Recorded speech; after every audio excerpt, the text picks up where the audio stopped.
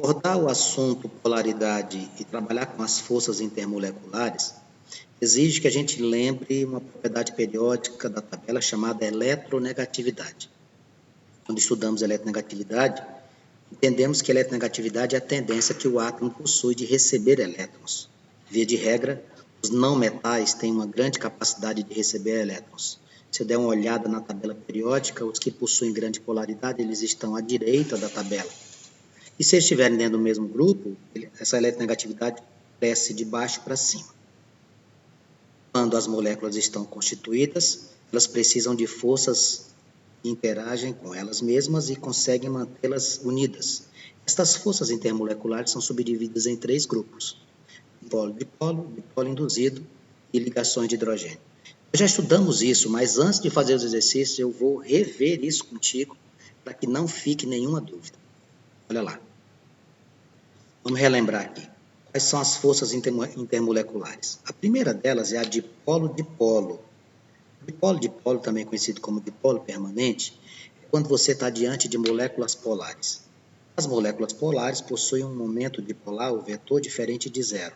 Traduzindo isso, Vargas, os átomos que a constituem possuem eletronegatividades diferentes. Então, quando você, por exemplo, ligar o hidrogênio com o cloro, eles têm eletronegatividades diferentes. Então, o que vai acontecer aqui? Estou diante de uma molécula polar. Se a molécula for polar, a força é dipolo-dipolo. Molécula polar, força intermolecular dipolo-dipolo, também conhecido como dipolo permanente. Se por acaso as moléculas forem apolares, ou seja, eu tenho a eletronegatividade a mesma, eu vou ter elementos idênticos nessas estruturas. Quando as moléculas forem apolares, eu vou chamar esta força de dipolo induzido. Eu queria alertar o seguinte: não necessariamente precisa ser apenas 2 elementos idênticos. Se eu tiver uma estrutura onde todas as montagens sejam simétricas e não haja sobra de pares de elétrons, essa molécula é classificada como apolar. Exemplo aqui, ó, gás metano. Eu vou montar aqui a representação para que você possa visualizar comigo. Se você der uma olhadinha aqui no gás metano, todas as estruturas são simétricas. Você olha para cima, para baixo, para a esquerda e para a direita, tudo a mesma coisa. CH. CH. E não tem sobra de elétrons na estrutura central, ou seja, o carbono está totalmente preenchido com os elétrons no compartilhamento dos elétrons que ele possui. Esta molécula aqui, ela é apolar. A ligação é polar, carbono e hidrogênio, mas a molécula em si, ela é apolar. A terceira e última força que eu te ensinei foi a ligação de hidrogênio. Ligação de hidrogênio, que muitas vezes a gente vai encontrar o termo ponte. Quem é o mais usado? Ligações, mas se aparecer ponte não está errado. Quando é que isso acontece? Acontecerá a ligação de hidrogênio quando ele estiver ligado a flúor, oxigênio ou nitrogênio. Não são os 3 de uma vez, apenas um. Exemplo que eu coloquei aqui, amônia, eu poderia ter colocado a água também. Alerto que esta força é a mais intensa das 3. A mais intensa das forças intermoleculares é a ligação de hidrogênio. A mais fraca é dipolo induzido. Aqui o resuminho, ó. Dipolo induzido, moléculas apolares. Dipolo permanente ou dipolo-dipolo, moléculas polares. Ponte de hidrogênio ou ligação de hidrogênio, flúor, oxigênio ou nitrogênio ligado ao nosso amigo H. Esta é a abordagem que nós fizemos em aulas anteriores, já fizemos os exercícios correspondentes a elas, e agora vamos fazer os exercícios da sua apostila, fechando as páginas 58 e 59. Lá na sua apostila, que começa com a seguinte questão: tensão superficial da água. Antes que eu comece a ler o texto, eu vou lembrar contigo o que é isso. Você já percebeu que quando a gente tem algumas gotículas de água sobre determinada superfície, dá a impressão de que existe um invólucro, é como se a água estivesse dentro de uma embalagem transparente, aquela gotícula de água que fica sobre a mesa, aquela gotícula de água que fica sobre o capô de um automóvel? Isso ali chama-se tensão superficial da água. Tá? A tensão superficial da água explica vários fenômenos, como da capilaridade, a forma esférica das gotas de água e o fato de alguns insetos poderem andar sobre ela. A alta tensão superficial da água é consequência direta do quê? Bom, o que é que explica isso? Primeira coisa, para que exista isso, é necessário que exista o quê? Uma força intermolecular. É necessário que exista uma força que aproxime essas estruturas e, consequentemente, permitam que exista esta aproximação. Quando a gente fala sobre isso, a gente vai analisar a força intermolecular existente em quem? Na água. A água é H2O. A minha estrutura é essa daqui, ó. A água tem uma geometria angular. A água é uma molécula polar. Essa estrutura é uma molécula polar. E a força que liga isso aqui é a ligação de hidrogênio. O que é ligação de hidrogênio, Vax? Lembre que eu ensinei. Ligação de hidrogênio é o hidrogênio ligado a flúor, ou oxigênio, ou a nitrogênio. Essa atração aqui, ó, essa atração intermolecular, que é a mais forte, é o que permite que o inseto consiga pousar sobre as gotículas de água e consiga se equilibrar sobre as mesmas, como está aqui nesta visualização. Então, as respostas são as seguintes. Letra A, viscosidade. Não. Elevado ponto de fusão. A água tem um ponto de fusão elevado, mas não é por causa disso. Elevado ponto de ebulição. Também não. Atrações intermoleculares. Exatamente.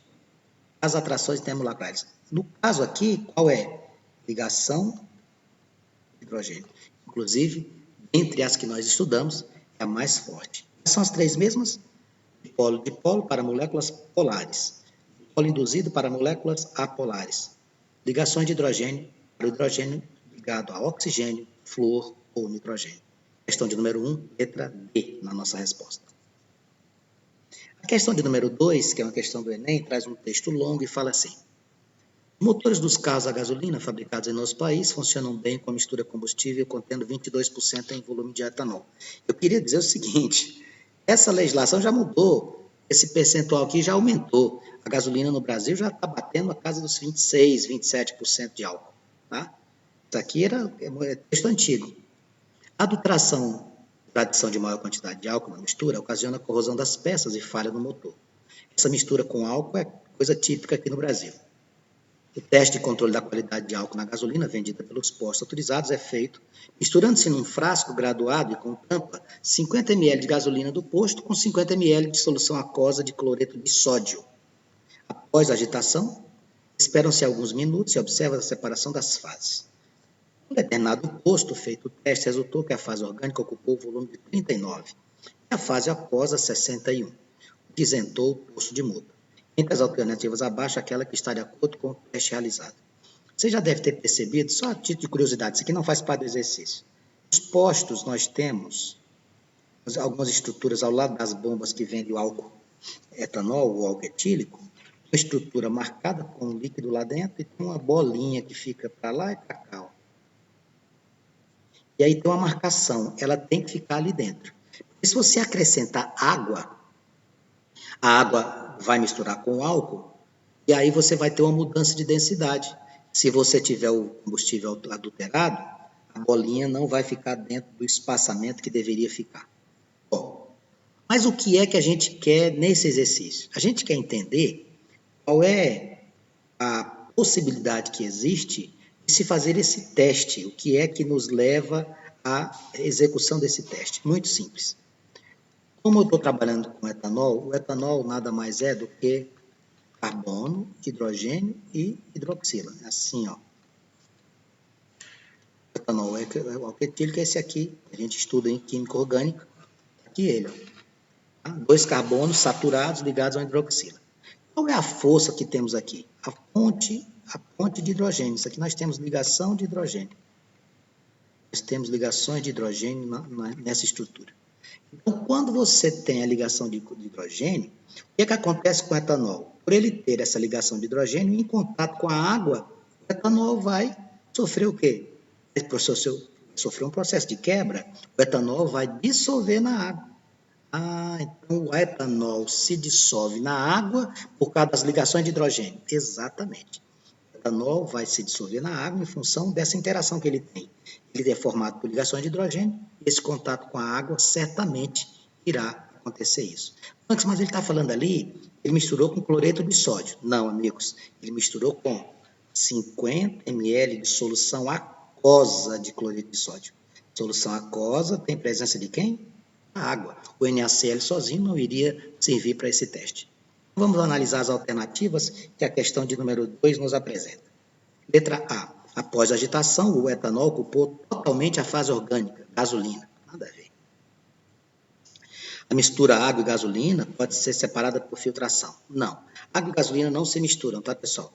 São líquidos não miscíveis. Se você colocar água e gasolina junto, olha o que acontece. Dentro do recipiente, a água fica embaixo, a gasolina fica em cima e você pode mexer do jeito que você quiser. Não vai conseguir misturá-las. E por que a água fica embaixo?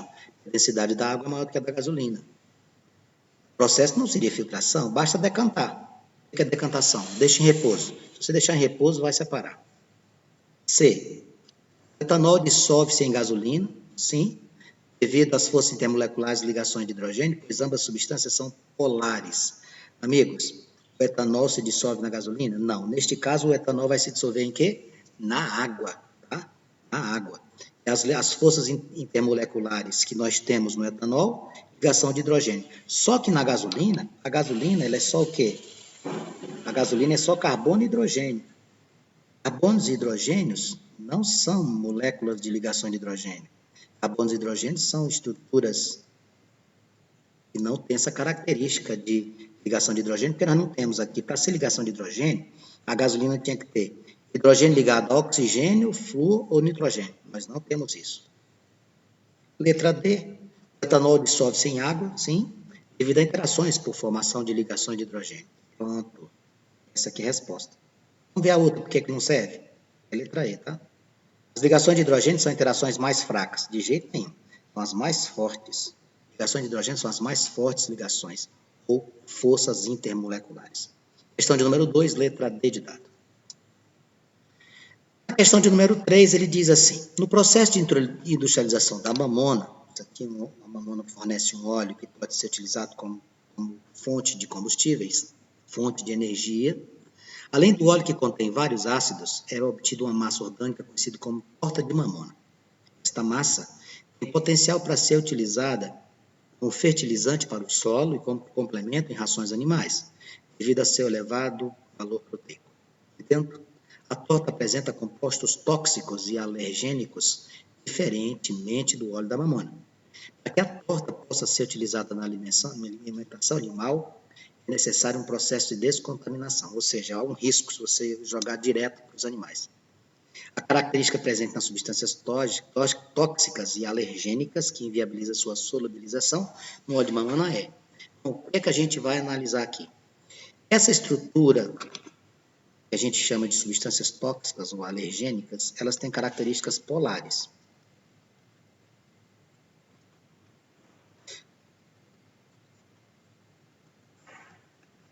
Características polares. Essa estrutura que nós temos lá na industrialização, quando a gente está trabalhando com o óleo de mamona, existe uma afinidade aqui. Qual seria essa afinidade, Vax? Essa afinidade, ela vem de quê? De buscar se aproximar de quem? As ligações de hidrogênio. Nesta composição, nós temos as ligações de hidrogênio. Então, com essa ligação de hidrogênio, o que é que vai acontecer? A estrutura do óleo apolar. As substâncias tóxicas polares. E aí o que é que acontece? Você tem a capacidade de inviabilizar essa solubilização. Por quê? Semelhante dissolve semelhante. Qual seria a estrutura aqui? Ó? Lipo lembra o quê? Gordura. Lipofilia. Filia é afinidade, tá? Filia é afinidade. Então, quando eu leio lipofilia, afinidade com gordura. Hidrofilia, afinidade com água. Pronto, é aqui. Afinidade com água em função de quem? As ligações de hidrogênio. Substâncias tóxicas são polares. O óleo de mamona, apolar. Semelhante, dissolvendo semelhante, eu vou ficar na questão de número 3 com a letra B de bola. Já na questão de número 4, ele traz um texto longo, ele fala sobre alguns metais e pede para que a gente possa identificar quais são eles. Algumas questões a gente consegue, por eliminação, resolver antes de terminar o texto todo. Vamos ver se essa a gente consegue. Os metais são conhecidos pela sua maleabilidade e ductibilidade. Vamos ver se você lembra o que é isso. Maleabilidade e ductibilidade, os metais podem ser transformados em lâminas e fios, tá? Por serem bons condutores térmicos e elétricos, apresentam um brilho característico. Essas são propriedades dos metais. Propriedades mais específicas de alguns metais são descritas a seguir. Primeiro, o metal 1 é líquido a temperatura ambiente. Bom, isso aqui já morreu. Só temos a característica principal dos metais em temperatura ambiente é que eles são sólidos. Qual é o metal que é líquido a temperatura ambiente?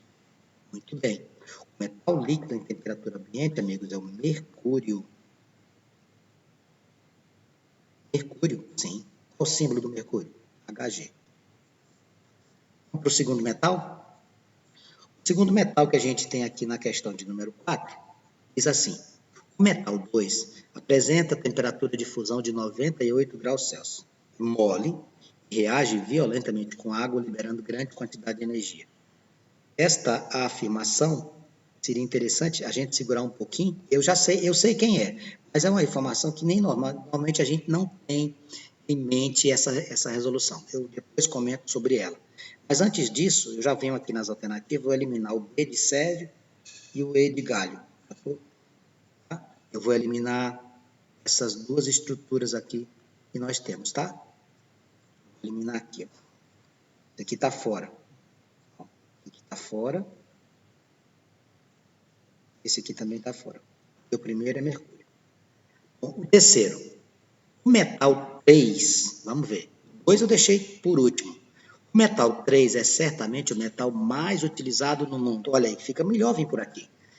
Qual é o metal mais utilizado no mundo? Sendo o principal constituinte das ligas metálicas, conhecidas genericamente como aço. O metal mais utilizado no mundo, amigos, é o ferro. E o aço, Vax, é a composição de quem? Do ferro mais carbono. Então, o terceiro aqui seria o ferro, ó. Mercúrio, ouro, cobre, que está fora.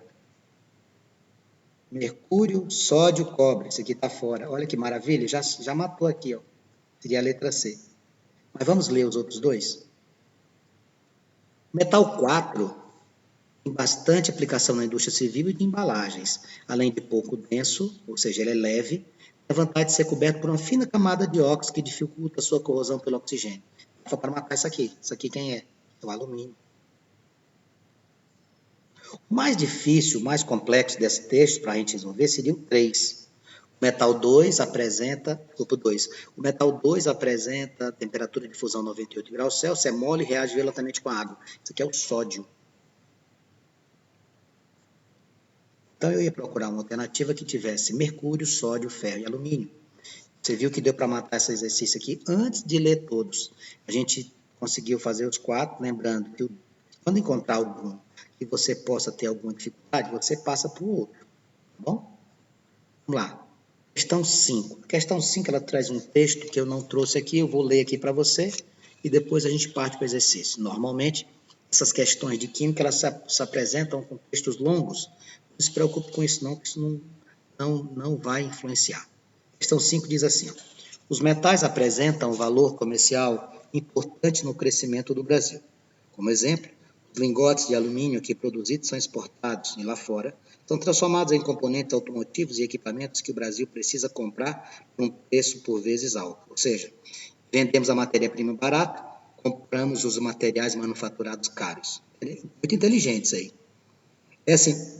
Isso aqui é ironia, tá? Essa importância comercial está relacionada às propriedades dos metais e às ligações químicas que formam as ligas metálicas.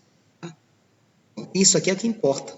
Isso aqui eu trouxe um texto que falava de economia, ele falou das ligas de alumínio.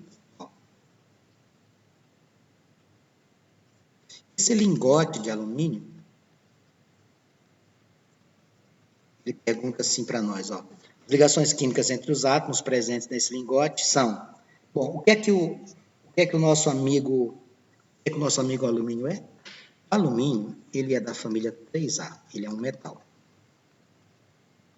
Quando o metal se liga com um não metal, ele fornece elétrons e o não metal recebe, ele forma uma ligação iônica. Aqui é alumínio com alumínio. Já sei o que tu vai falar, Pax. Não é iônica? Não. É dipolo de polo? Não. Essa ligação aqui, pessoal, é uma ligação chamada de ligação metálica. Ligação metálica. O que é uma ligação metálica? Tem transferência de elétrons? Não. Compartilha elétron? Não, quem compartilha elétron é ligação covalente. Então, o que é que a ligação metálica nós temos? Ligação metálica, nós temos um grande agrupamento de metais, que a gente chama de mar de elétrons, tá? Você junta essas estruturas tudo num pacote só, sem haver compartilhamento, sem haver transferência. Vai lá na letra C, metálica. Opa, tá certo, lê o resto. Depois ocorre compartilhamento de elétrons. Opa, compartilhamento de elétrons, amigos, isso aqui é ligação covalente. Os metais não compartilham. Quem compartilha são ametais. Então, isso aqui está errado. B. Metálica, sim. Pois o metal é retratado como uma rede de cátions metálicos imersos em um mar de elétrons. Opa, essa é a resposta. Questão de número 5. Nossa resposta seria a letra B. A questão de número 6, ele traz para nós aqui os metais cobre, alumínio, zinco. Tá? São facilmente maleáveis e moldáveis. Lembre-se, maleabilidade e ductibilidade são características dos metais, transformados em lâminas ou fios. Portanto, não possuem a dureza e a resistência necessárias para a composição do aço. Isso aqui é uma coisa mais resistente. Já o ferro, em razão de sua dureza, é ideal para tornar resistente a liga de aço. Eu vou aproveitar, a título de observação, e citar aqui algumas ligas metálicas muito importantes. Eu vou escrevê-las e depois eu vou perguntar para você como é que elas são constituídas. Eu anotei aqui algumas para a gente comentar contigo. As mais importantes para efeito de observação. O latão, o aço, aqui tudo é liga. O bronze e o ouro. Esse ouro aqui eu vou colocar 14, 16, 18, que aqui são classificações comercialmente falando. Bom, para efeito de ligas metálicas, meus queridos amigos, o que é que seria o nosso amigo latão? O que é que seria esse tal de latão? Quando eu falo em latão, é uma liga que é composta de cobre mais zinco. Cobre mais zinco fornece uma liga chamada latão. O aço, você viu lá que ele disse que não ia usar o cobre, nem o alumínio, nem o zinco, porque não ia dar resistência para o ferro, desculpa, resistência para o aço. O que é que ele faz? Ele, em vez de utilizar essa galera, ele usa ferro mais carbono. O aço é ferro mais carbono. Bronze, o que é o bronze? Bronze é o cobre é Cu, mais o estânio, Sn. E o ouro, Vamos? O ouro é o próprio ouro, Au, mais. E é que você faz? Por que você tem que misturar o ouro? Se o ouro é um metal nobre, por que a gente vai ficar misturando o ouro com metal não nobre? Porque o ouro não vai te dar, na sua capacidade integral de composição, a possibilidade de você fazer, por exemplo, pulseiras, cordões, anéis. Você precisa fazer essa mistura para que você possa transformá-lo, você possa colocar em prática a maleabilidade e a ductibilidade. Normalmente a gente usa muito quem? Cobre. Aí essa classificação, ouro 14, ouro 16, ouro 18, etc. Isso aqui tem a ver com o quê? Isso aqui tem a ver com a quantidade de ouro e cobre. Quanto mais ouro tiver, maior a classificação. Ouro 18, tem mais ouro do que cobre. Ouro 16, aumentou a quantidade de cobre. Ouro 14, mais cobre ainda. Ah, entendi. A classificação vai me dizer a relação ou proporção entre a quantidade de ouro e a quantidade de cobre. Exatamente. Nesse exercício aqui, o que é que o nosso querido autor traz para nós? O que ele está querendo fazer? Ele está querendo aumentar a resistência do aço. Vamos ver o que a gente podia fazer. Em uma liga metálica, os constituintes separados apresentam maior resistência que o unido. Claro que não. Mais próximos, maior coesão. O aço é constituído de ferro e carbono, certo? A formação da liga é um fenômeno químico. Não, fenômeno físico. Questão de número 6, letra C. Para aumentar a resistência de um material metálico, são formadas ligas metálicas, como o aço, o latão ou o bronze. Pronto. Resposta à questão número 6, letra C. O que é que eu espero que você faça? Que você tenha compreendido a explanação, que você consiga, dentro do que a gente conversou, definir a resolução do exercício, sempre lembrando que usa muito, se a molécula é polar ou polar, que usa muito, se quais são as forças intermoleculares, dipolo, induzido, ligações de hidrogênio.